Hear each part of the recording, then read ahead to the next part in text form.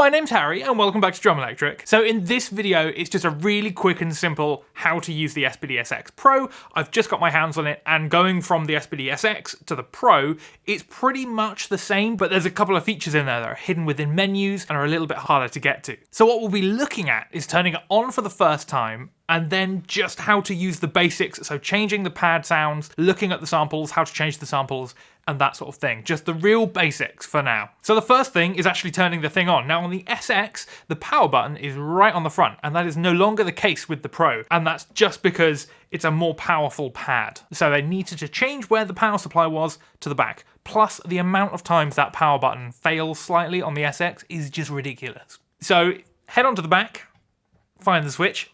There we go. It turns on and you get this really nice logo and all the LEDs light up, and it's the best.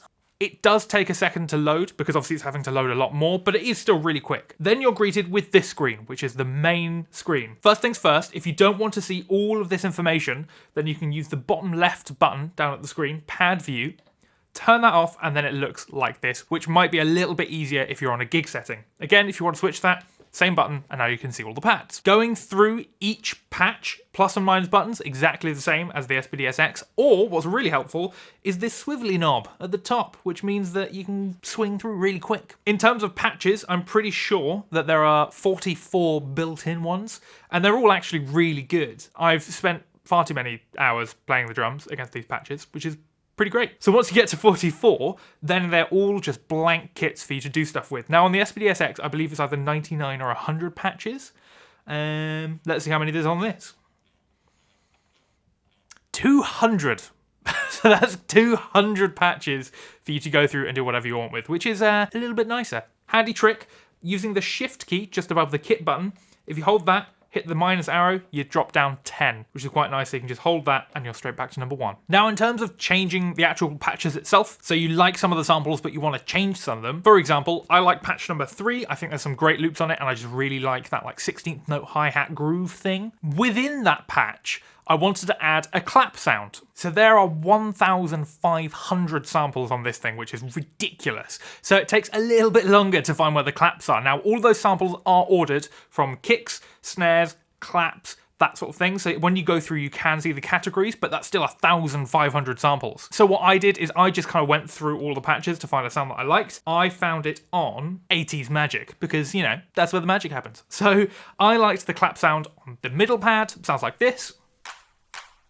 But I wanted that on patch 3, so I could play it with my 16th note hi-hat jams. Now what I used to do is go into menu, go into pad edit, hit enter, see what number that was, so 628, go back to kit, go all the way back to number 3, go to menu, do the whole thing, which is far too long. But what you can do is actually go to tools at the bottom here, copy pad, then you get this wonderful menu, and you're going from, so I want from 80s Magic, pad 5, because that's where my clap is, and I want to put that on 3 slow beats, and in this case I want it on trigger 2, for example. Copy, are you sure?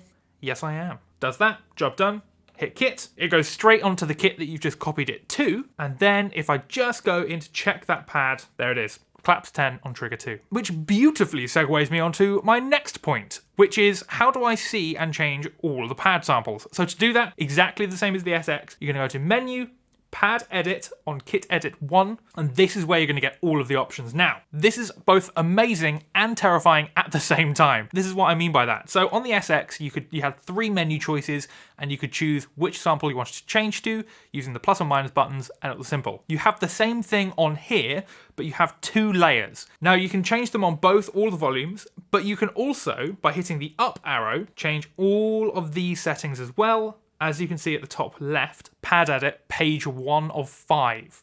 Oh yeah. So you can change all of these settings, and if you keep going down, you've then got all of these as well. So you've got things like sample delay, the delay sync, that sort of thing. And then on each pad, on both samples, you have individual 4-band EQ, which is just insane. And you can change all of that from down here, and then the final menu, all of the transient effects and things like that. So it's pretty ridiculous. The reason why I'm showing you this is just because you might find yourself on a different menu or a little bit lost, so just use the up and down arrows just to navigate between those two things. Because I certainly did get myself lost in here. Now, the big thing that I struggled with was on the pad, I wanted to change a sample on pads 1 and then trigger 1. So to do that on the SX, I'd go to the top of the menu and then hit the arrow key to switch between all the pads. You can hit the pad, but like right now, I don't have my triggers attached, but I still want to edit it. I really struggled with actually how to get to that point, changing the pad without hitting it. Now, the first thing I did was, as I would on the SX, scroll all the way to the top and try and get to that menu at the top that says which pad I'm on. That didn't work. As you can see, you get to the top and you can't change anything. What you do instead, at the bottom here, there's a little button called Multi-View. Now, if there is another way, please let me know. I'm still exploring this pad myself, but this is how I found out how to do it. So each page has a different multi-view. So on this page, if you hit multi-view, you get this giant set of settings. But what I want, like I said, is to change the pad. So I'm going on page 2 where I can adjust the pad. Multi-view, I then can see on the wave all of the pads. So you can just scroll up and down, and then if you just wanted to change all the samples from there without any of the other settings, it's all in here and it's fantastic. And then you can scroll down and there you can see all of the triggers and miscellaneous things. To come out of there, multi-view, to go back to the very visual menu, which I quite like. Or you can just, as always, hit the big kit button and you're back. So the last thing I will say, because at this point, hopefully you can now start to adjust it to the level you need and at least start changing what the samples are on each pad. But the last thing I will say is just the outputs. There are now 8 outputs on the back, and the best bit is that they are all balanced, so you don't necessarily need a DI box. It might be useful just to have it there just for safety in case someone sends Phantom and all that sort of wonderful things, but unlike the SX, these ones are balanced, so you can just go straight out, and it's wonderful. For now, I'll keep it like that, but I'll absolutely be making more videos on this pad in the future, so feel free to hit that subscribe button. But in the meantime, I hope you have a fantastic day.